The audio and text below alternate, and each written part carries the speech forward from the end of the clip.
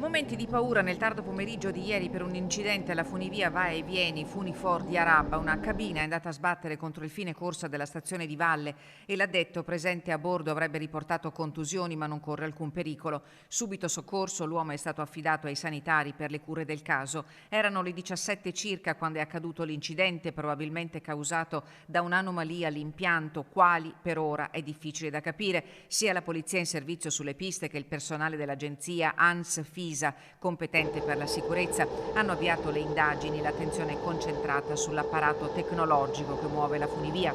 Il Funifor Arabba Porta Vescovo è un impianto veloce che supera 873 metri di dislivello e una lunghezza di quasi 2700 metri in pochi minuti a una velocità di 12 metri al secondo. Si tratta di un impianto superstabile al vento e, a differenza delle classiche funivie, ha due funi portanti e una fune traente che lavorano in modo indipendente, permettendo alle due cabine di muoversi anche contemporaneamente. Questo consente di effettuare passaggi del circuito Sella-Ronda anche con condizioni meteo avverse.